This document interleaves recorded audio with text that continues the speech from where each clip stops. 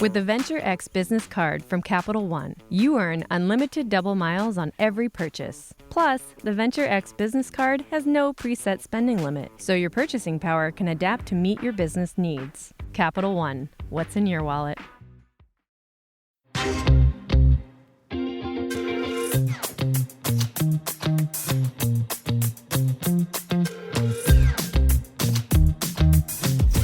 Hi, I'm Mike Hoffman, Editor-in-Chief of Inc., and welcome to Your Next Move, produced by Inc. and Capital One Business. Without clear forecasting, companies risk overspending, missing demand, or losing sight of their mission. So today we're joined by two entrepreneurs, Kim Vaccarella, founder of Bogg, and Rachel Liverman, founder and CEO of Glowbar. We'll discuss how founders balance data, intuition, and ambition as they look toward the future. So Kim, Rachel, welcome. Thank you so much for having us. Thanks for having us, Mike. Kim, let's start with you. So tell us about Bogg. So Bogg is bags and accessories for the beach and beyonds. It originated in 2008. The material is EVA, which is an ethyl vinyl acetate.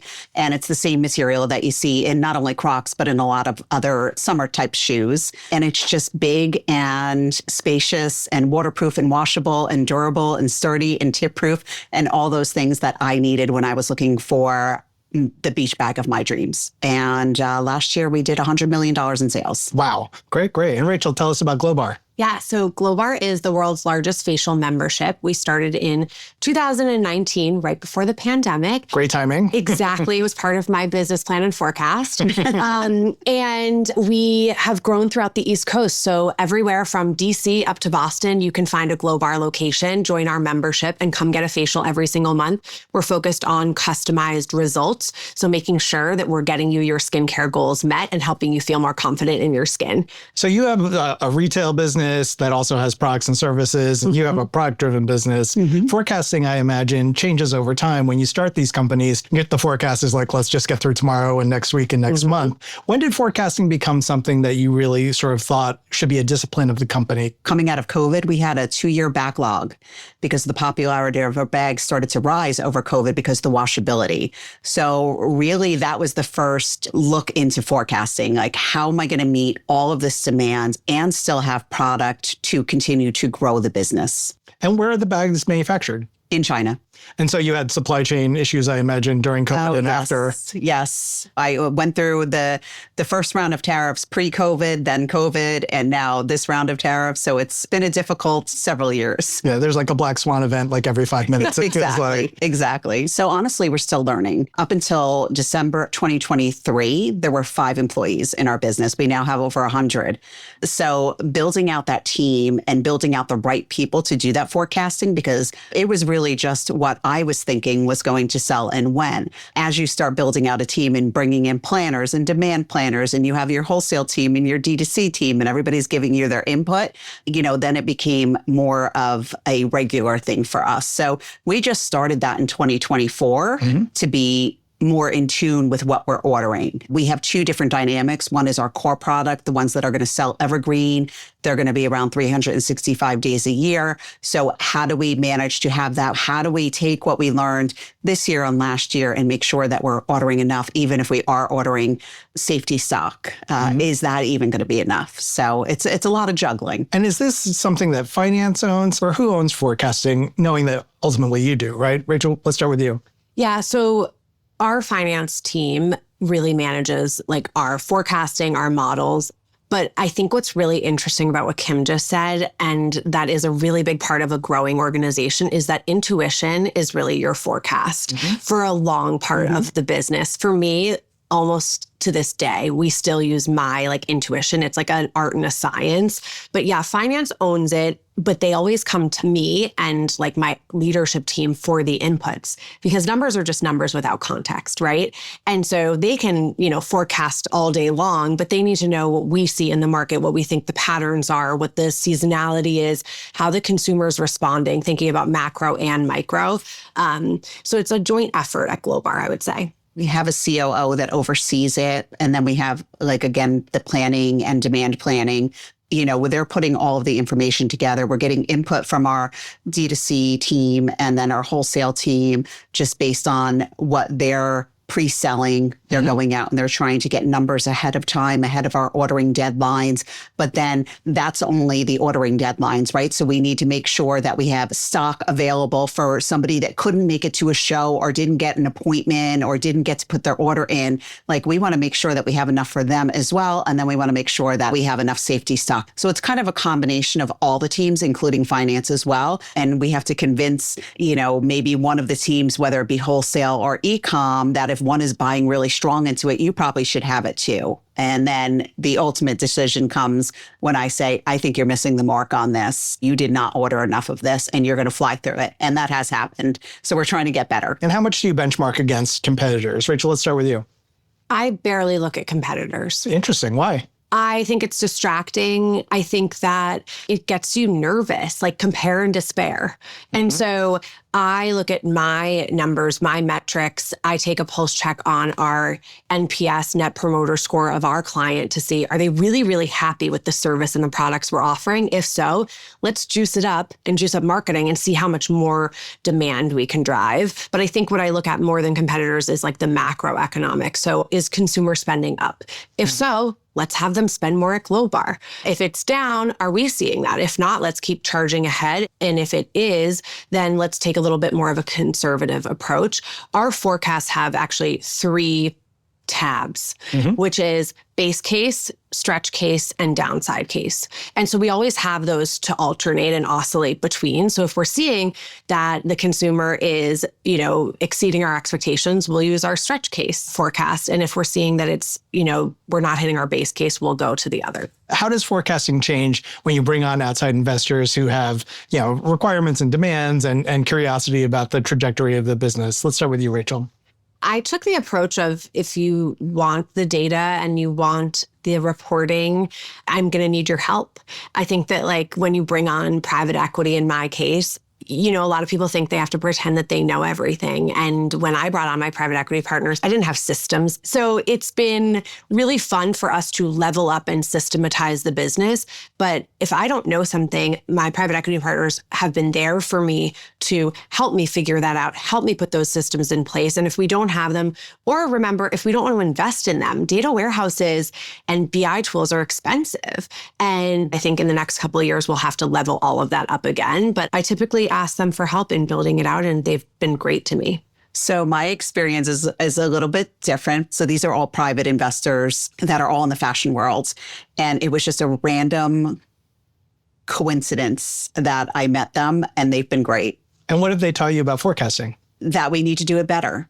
And they're involved a lot more than I thought they would be. And it's fantastic. I've learned so much. One of them is my mentor now, but they taught me about forecasting, that it's the most important thing. And we have so many SKUs right now. And it's really just trying to figure out how to narrow down those SKUs and sell the bread and butter, right? And make sure we're focusing on that and making sure we have enough. We can sell the other SKUs. Are they going to move as fast? Are we going to have too many weeks of sale on those particular items? And where we were lagging was we didn't have enough of the core product that people wanted to buy. So they're teaching and helping us figure that out more with our teams on how we maximize the top 80% of our sales is in these core products. So how do we maximize that and make sure that those are always in stock? So we've already changed some of our ordering to make sure that those are evergreen and always there. And that's inventory management. Does marketing shift as well in order to support the core business? Yes, we have 2 different things as far as marketing goes and creative goes. It's, we have to run core campaigns on our core product. It has to be there all the time, all day, every day. And then we'll go back to Halloween again, or whether it's Christmas or Easter, anytime we have limited edition bags for those areas, they'll come in and do something specifically for that. But we do need to have that core program constantly running. Yeah, marketing and call it operations are in lockstep every day, all day. And remember, my forecasting for supply is a human being, and that can make or break my business. And so that's been something we've been focused on. The amount of iterations of our scheduling model that we have had at Glowbar is profound. I think it's 100 million versions of this scheduling tool to make sure that A, we don't overstaff and have them waiting for clients and not having clients, or not have enough so that our clients can't get appointments. And so in order to make sure that that like is a science and that we really nail it and don't have wasted talent on the floor, operations and marketing have to be connected all day. And so they're constantly talking about, okay, if we're going to juice up some marketing or have a new campaign or double our campaigns, do we have the estheticians, which are the bread and butter of my business? They are available when we start creating that awareness out there. So that's been a beautiful, beautiful relationship actually for us to really nail. And once we did nail it, like a year and a half ago, then the business just started to like take off. You talked about like, it's your intuition, it's your gut, but also you want information to help you be confident in what you're doing. How do you balance those? And are there moments when the finance folks come to you and they're like, we get your ambition, but like, whoa, we need to cool it a little bit? I think it's a problem if the founder or CEO isn't scaring every other team with what they think the business can do. And what I've seen is that when we have led with what I think the business can do and how successful it can be, we do better. When I say, okay, I understand like that you don't think we can hit that number, let's just lower our goal. Everyone just lowers their goals and we like hit the lower number. And so I think that like it's my responsibility actually to lead with like aggressive goals and also empower everyone to say, guys, you're underestimating what this business can do. Like we can 10x this, no problem.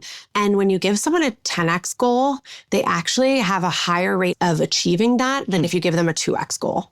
I love what she just said because it's the truth. The goals sometimes that are set, even in our own company, I'm like, this is too low. Like we need to go higher. Like we have such a runway here. And I can name all of the different things that we haven't even touched yet that could potentially bring those goals. So I'm in the same camp. If the goal is set for, let's say it's 150 million, I'm like, it's 170 million. It's 100. There's no reason you can't get to 170. Come on, we can do this. We can totally do this. So what do? I want to do it strategically, and we don't want to devalue the brand just to get a sale, right? That's not the intent, but there is so much opportunity. So I want everybody to keep that eye on the prize and not only try to hit their goal, because maybe the goal isn't high enough.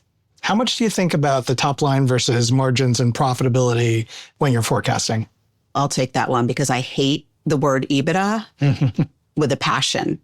And when I went to bring on a partner, it was right after COVID. So my numbers and my EBITDA, because I was paying $30,000 for a container that was normally costing me $3,000. In my mind, I knew that I can explain this away because there's a $27,000 differential on this container and I bring in hundreds of containers. So I know that that goes to my EBITDA, but it doesn't matter because if your EBITDA is not there, it's just not there. So you're getting a multiple on whatever your EBITDA is at the time that you're bringing on a partner. So I can regret that, but I don't because it was a decision that I made and it was a good decision. I think gross sales is great, but I think you have to keep an eye on that EBITDA because if you're ever going to exit down the road, take on an additional partner, whatever you need, it's going to rely on that number. So keeping that in mind is always important.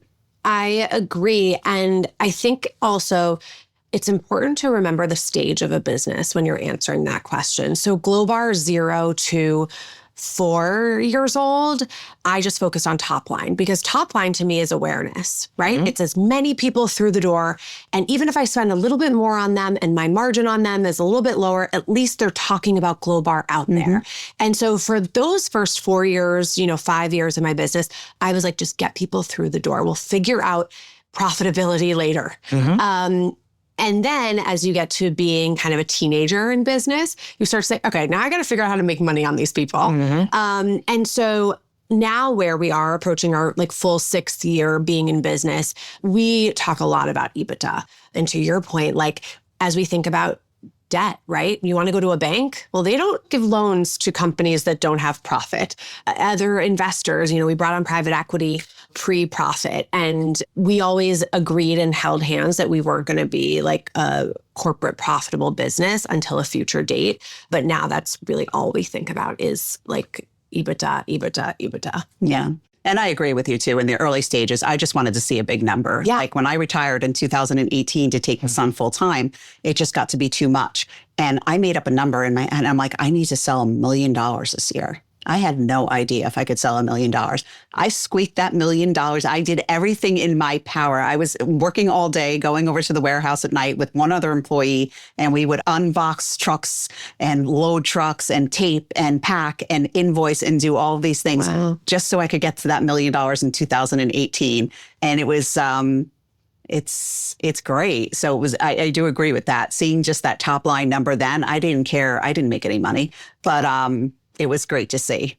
So what data do you look at every day, every week as CEO? And then what do you do with that data? Yeah. Every morning I get a dashboard delivered to my inbox at 8 a.m. It's my favorite email to get.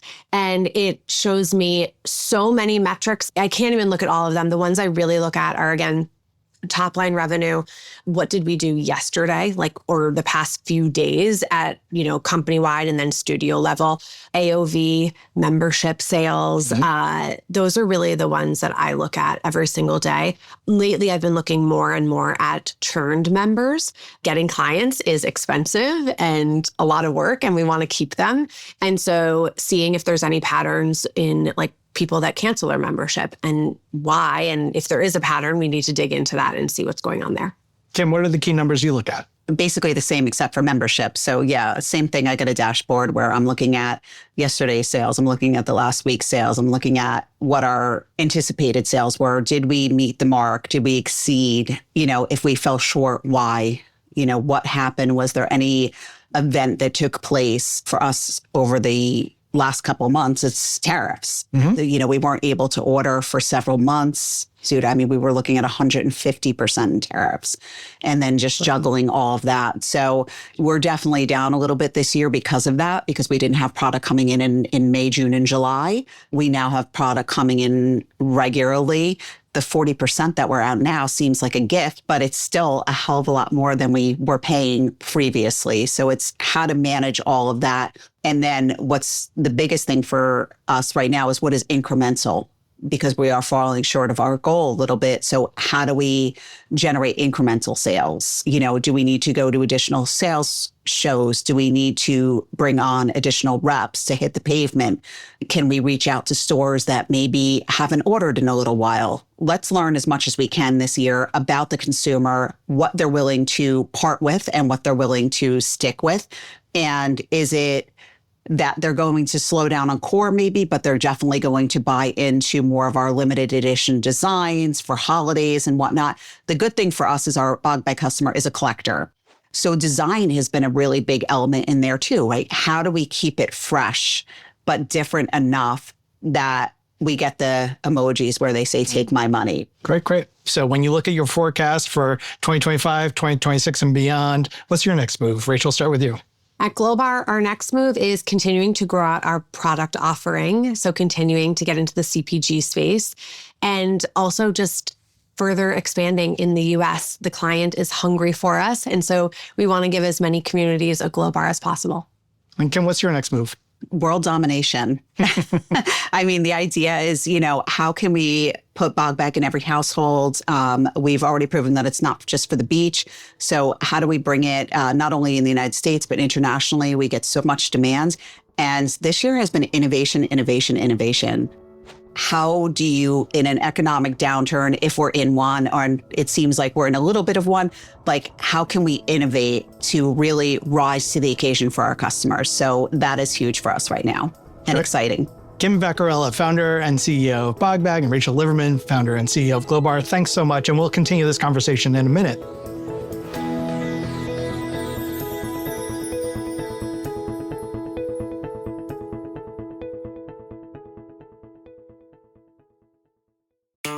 Here's a tip for growing your business. Get the Venture X business card from Capital One and start earning unlimited double miles on every purchase. That's right. With unlimited double miles, the more your business spends, the more miles you earn. Plus, the Venture X business card has no preset spending limit, so your purchasing power can adapt to meet your business needs. The Venture X business card also includes access to over 1,000 airport lounges, Just imagine where the Venture X business card from Capital One can take your business. Capital One, what's in your wallet? Terms and conditions apply. Find out more at CapitalOne.com/VentureXBusiness. First, it's time to hear from you, our viewers. Here's our first viewer polling question. What's the biggest challenge with forecasting as your company grows? Is it managing expectations in an uncertain economy, leveraging the right tools to forecast most accurately, or reducing misalignments between departments? Don't forget to share your answers in the chat. All right, now let's welcome Alex Shad, Senior Director, Tech Finance at Capital One, to our show. Thanks for joining us today, Alex. Thanks, Mike. It's going to be fun. So there's so much data to evaluate when you're running a business, from customer preferences to market trends. What kind of trends should businesses be watching most closely? Today, businesses should be watching their customers' buying behavior. How do they prefer to purchase your products or services? Do they prefer subscription models or single purchases? Is there an opportunity to create bundles of products and services, such as a product and specialized support or service? How do they want to pay? Another area they should watch is product or category trends. Are customers shifting to a different type of product or service? Look at social, cultural, or environmental shifts. These are all trend areas that can affect customer preferences. Now, most founders really love to get into the data. Where can businesses find reliable and affordable trend data? So this data is available from a variety of sources, some of which are free or low cost. Google has trend and keyword research tools that can give you some insights into consumer behavior. Turn to industry associations and trade publications for information too. Social media listening tools can help you capture what people are discussing online. Or trend forecasting sites like Exploding Topics and Trend Hunter can be useful. And of course, customer surveys and reviews can often give you the best micro-trend insights. And in such uncertain times, what are some signs that a trend is worth acting on and not just a passing fad? If the trend aligns with your customers' values or lifestyle. For example, an increased emphasis on well-being or convenience, look to see if that's growing over time, which is an indicator that the trend may stick. When customers begin to ask about areas related to the trend, that's another sign that you need to pay attention. When in doubt, you can test your response to the trend with some low-risk methods like a pilot product or an A/B campaign to gauge customer response. And what's your best advice for a company that's trying to future-proof its products or services?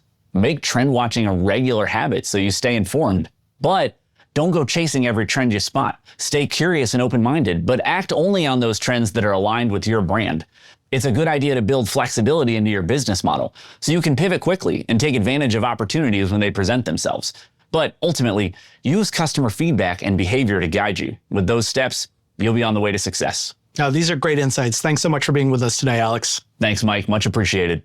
Now, here's another chance for you, our viewers, to join the conversation. Looking to 2026, how do you expect your forecasting strategy to evolve? Will you employ new tools and more advanced technology to strengthen your existing forecasting model? Adjust the cadence of your forecasting to better suit your company's needs? Rethink your forecasting model and realign as a team? Or you won't be making changes to your forecasting approach? Let us know your answers in the chat. And this season, we want to give our audience access to founders like our guest today. So here are our viewer questions about forecasting. How frequently do you communicate your forecast to your team? Rachel, we'll start with you. I communicate it when it needs to change their strategies and processes in place. Otherwise, usually there's no need to get everyone distracted by a reforecast and having that conversation. Kim, what about you? Well, we're going to do that probably biweekly, if not monthly, especially this year. And a normal year, I probably wouldn't say that as often, but this year it's changed so many times that we're really talking about it probably every 2 weeks. And the next question is, how can you quickly tell if your forecasting model needs to be adjusted? I'm comfortable with a 10% delta to my original forecast, and I won't make any changes there. If it gets over 10% where we're really like either off track or really exceeding, then I like to say to my finance team, let's relook at it. Let's give it a reforecast and see if what the reforecast says we think we can achieve. What about you, Kim? I'm looking at sell-through, right? What are we selling through? What's happening today? And that's being looked at on a regular basis just to help us with the forecast. As a leader, how did you come to identify which internal factors and which external factors mattered the most for your forecast? Like many things in a growing, small, scaling business, it's trial and error. So sometimes you'll react and it will actually be the wrong thing to react to or not accurate for your business. And so typically we are always like testing and learning and seeing how it goes and going from there.